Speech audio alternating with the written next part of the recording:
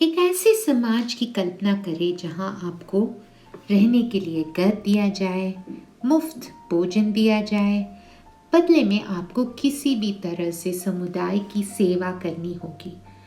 जैसे कि अगर आप प्लम्बर है तो आप सभी के लिए मुफ्त मरम्मत करते हैं, और ऐसी कुछ भी हो, आपको किसी तरह से इस समुदाय की सेवा करनी चाहिए।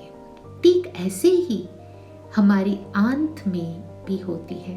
हमारी आंतों में रहने वाले करोड़ों बैक्टीरिया माइक्रोबायोटा कहलाते हैं, और जिन्हें हमारी आंत में बसने की अनुमति दी जा रही है, लेकिन उन्हें मेजबान की मदद करने की ज़रूरत है, और यह कई तरह से मदद करता है। जैसे कि भोजन में फाइबर जो होता है उसका पाचन और विटामिन के अवशोषण में यह माइक्रोबायोटा यानी जो बैक्टीरिया है वो इसमें सहायक करता है। और दूसरा, आंत की प्रतिरक्षा प्रणाली को मजबूत करने में भी यह सहायता करता है।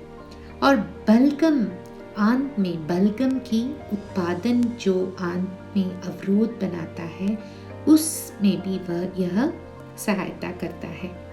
तो एक स्वस्थ व्यक्ति का आंतों का माइक्रोबायोम विभिन्न सूक्ष्म जीवों का एक संतुलित समुदाय होता है, जिसमें बैक्टीरिया, बैक्टीरियोफेज, वायरस, यह इस प्रकार के बहुत सारे जीव जंतु शामिल होते हैं। तो अब हम माइक्रोबायोटा के प्रत्येक कार्य के बारे में विस्तार से जान लेंगे। तो सबसे पहले वह मदद है जो मैंने बताया था, वे पाचन के साथ प्रदान करते हैं। फल, सब्जियों और कुछ अनाज फाइबर के बेहतरीन स्रोत हैं, और आहार में फाइबर तृप्ति को बढ़ाता है और हमें भरा हुआ महसूस कराता है। इसे भारी स्वास्थ्य लाभ मिलता है। लेकिन हम इंसान अपने भोजन में फाइबर को पचा नहीं सकते हैं। हमारे पास उन्हें पचाने के लिए एंजाइम्स नहीं है, लेकिन हमारे अंदर रहने वाले बैक्टीरिया में यह एंजाइम्स है और वह यह पाचन कर सकते हैं। हमारे भोजन में फाइबर इन जीवाणुओं के लिए पोषण का स्रोत है, सोर्स है। यह इस फाइबर को ये जीवाणु अपने लिए वह यूज़ कर सकते हैं, और वे हमारे भोजन में फाइबर को शॉर्ट चेन फैटी एसिड्स, ये होता है SEFA, short chain fatty acids में तोड़ देता है। ये है माइक्रोबायोम, और ये डाइटरी फाइबर है। तो ये माइक्रोबायोटा इस डाइटरी फाइबर को शॉर्ट चेन फैटी एसिड्स के रूप में तोड़ देता है, और ये शॉर्ट चेन फैटी एसिड हमारे आंतों के अंदर चले जाता है, और वे प्रवेश करके हमारे शरीर द्वारा उपयोग किया जा सकता है। और ये शॉर्ट चेन फैटी एसिड्स प्रवेश होने के बाद, आंतों के प्रवेश होने के बाद, वह इन कोशिकाओं से मिलता है और महत्वपूर्ण ईंधन और आंत के इम्यूनिटी समारोह को मजबूत करता है। और माइक्रोबायोटा में कोई भी गड़बड़ी गैस्ट्रोइंटेस्टाइनल ट्रैक्ट यानी आंत में एक भड़काऊ वातावरण बना सकता है, और आमतौर पर IBS के इरिटेबल बाउल सिंड्रोम वैसे हो सकता है। मेजबान संक्रमण पैदा करने वाले भोजन से हानिकारक बैक्टीरिया और विष पदार्थों को रोकने के लिए भी एक स्थिर और स्वस्थ माइक्रोबायोटा बहुत आवश्यक होता है। और एक जो माइक्रोबायोटा के जैसे माइक्रोबायोटा हमें हमारे शरीर में और एक रूप में वह सहायता करता है, वो है बलगम बनाता है।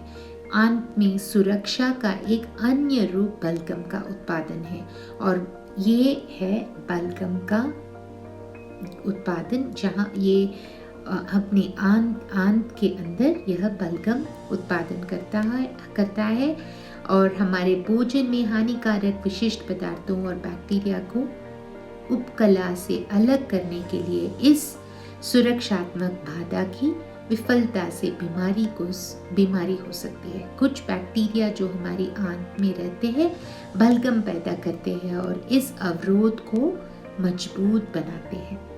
तो जब माइक्रोबायोटा हमारे अंदर रहने वाले बैक्टीरिया जो हमारे अंदर रहने वाले बैक्टीरिया है वो इतने सारे कार्य कर रहे हैं और हमारी मदद कर रहे हैं, तो क्या हमारे शरीर की बैक्टीरिया को रक्षा करना हमारा बहुत महत्वपूर्ण नहीं है क्या? तो कैसा रक्षा करें हम? आहार हमारे पेट में एक स्वस्थ माइक्रोबायोटा को बनाए रखने में एक प्रमुख भूमिका निभाता है। फलों और सब्जियों के रूप में पौष्टिक भोजन एक स्वस्थ माइक्रोबायोटा से जुड़ा होता है। वे फाइबर का एक स्रोत है, जैसे कि हमने पहले ही बताया है आपको। हमारे शरीर में सूक्ष्म जीवों के लिए एक खाद्य स्रोत है ये फाइबर, और क्योंकि आंतों में और ये फाइबर हमारे आंत में रहने वाले माइक्रोबायोटा वह फाइबर को लेता है और शॉर्ट चेन फैटी एसिड्स बनाकर हमारी सुरक्षा प्रणाली को मजबूत रखता है। विभिन्न जीवन शैली और पर्यावरणिक कारक जैसे कि स्वच्छता और एंटीबायोटिक दवाइयों का उपयोग करने के बाद हमारे माइक्रोबायोटा हानि हो सकता है। और फाइबर कम रहने वाले आहार जैसे पश्चिमी आहार, वेस्टर्न डाइट की खपत करने और वसा और चीनी की ज़्यादा उपयोग करने से ये माइक्रोबायोटा हानि हो सकता है। और अच्छा माइक्रोबायोटा रखने के लिए हमें बहुत सारे फल खाना है, वेजिटेबल्स खाना है और सैलेड के रूप में आप ज़्यादा से ज़्यादा वेजिटेबल्स खाइए।